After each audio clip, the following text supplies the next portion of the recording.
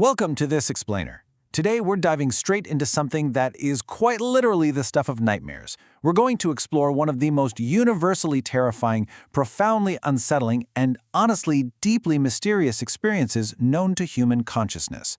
We're looking at a phenomenon that straddles that razor-thin line between waking reality and our darkest fears. We are breaking down the anatomy of a terror that actually comes in the night, looking at both the chilling folklore and the cutting-edge neuroscience behind it. So let me ask you something. I want you to imagine just for a second waking up in your own bed. Your eyes open, you are completely 100% conscious. But as you try to sit up, you realize with this sudden, sickening jolt of pure panic that your body completely refuses to move.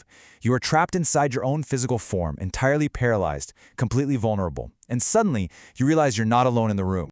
It's horrifying, right? But millions of people experience these exact episodes, and the sensory details are almost always identical.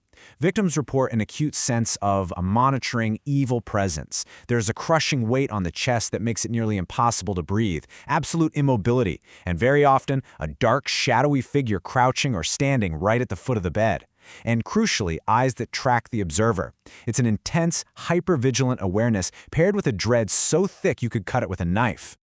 Now, you might be thinking this is just some rare anomaly that only happens to a handful of people. Nope. Not even close. An estimated 40% of adults will experience this phenomenon at least once in their lives. Think about that. That means nearly half the population has felt the weight, seen the shape, and known with absolute certainty that the thing in the dark was intensely aware of them. Let's dig into where this comes from. Section 1. The Old Hag Phenomenon, a tradition of terror. To really wrap our heads around the sheer scale of his mystery, we have to turn to folklorist David Hufford's 1982 monograph, published by the University of Pennsylvania Press, titled The Terror That Comes in the Night. He documented a living legend in Newfoundland, known locally as the Old Hag. Through his research, he found that up to 23% of present-day Newfoundlanders reported being assaulted by this exact nocturnal entity. And here's where it gets really strange. Hufford conducted a highly controlled interview study of 93 completely unconnected subjects. The written and counter accounts they produced were so structurally uniform. I mean, the exact same chest pressure, the exact same directional awareness of the figure, the exact same certainty that the figure knew it was being watched, that Hufford actually flagged this convergence in an unpublished appendix. He noted that it completely exceeded any standard model of social transmission. Basically, sleep research could explain the timing of the paralysis, but it absolutely could not account for why the mind was generating this highly specific, identical, terrifying content. Moving on to Section 2. A cross-cultural nightmare. Same demon, different name. So if this experience isn't spreading through explicit cultural models, what happens when we look at isolated cultures? Well, the phenomenon happens almost identically across regions that have historically had zero contact with one another. In Newfoundland, it's the Old Hag. But look at the West African Yoruba. They call it Ogun Oru, or nocturnal warfare. In Japan, it is Kanashibari, which literally translates to being bound in metal. And in Egypt, it is Jathoom, or caboose, the compressor. And listen to this. These traditions have been recorded independently in ethnographic literature spanning all the way from 1847 to 1954. Despite massive geographical and cultural divides, the physical descriptions are exactly the same. Wakefulness, intense fear, immobility, chest pressure, and a malevolent presence. Victims across the world, completely innocent of any cultural tradition regarding the experience, describe the exact same physical and sensory attack. They're all essentially conjuring the exact same demon. Which brings us to Section 3, the neuroscience of paralysis trapped in REM. Okay, so science hasn't just been sitting on the sidelines here. A landmark 1999 University of Waterloo Sleep Laboratory study, published in the journal Consciousness and Cognition, took a deep dive into this. Led by psychologist Al Chain, this research focused on what are clinically called hypnagogic and hypnopompic experiences, or HHEs. These are those incredibly vivid, terrifying hallucinations occurring right as the brain transitions in or out of REM sleep.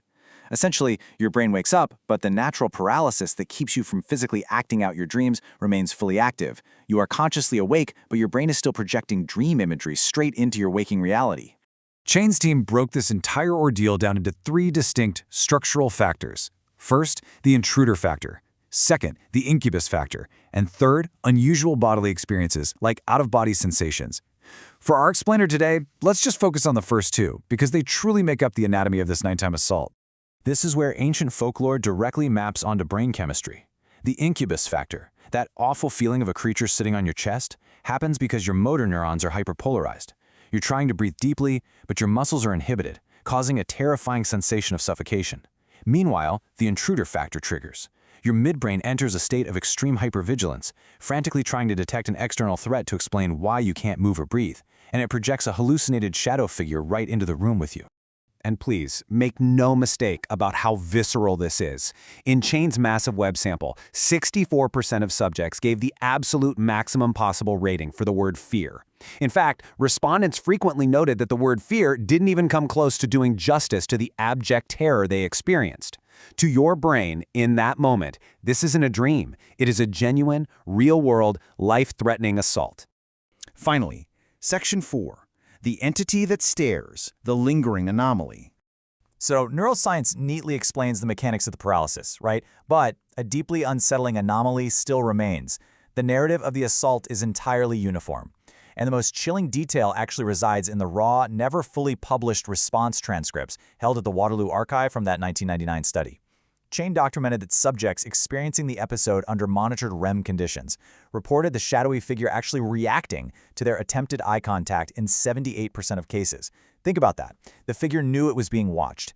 Chain even noted in his methodology section that the staggeringly high rate of reactive awareness is statistically inconsistent with a purely internally generated random hallucination.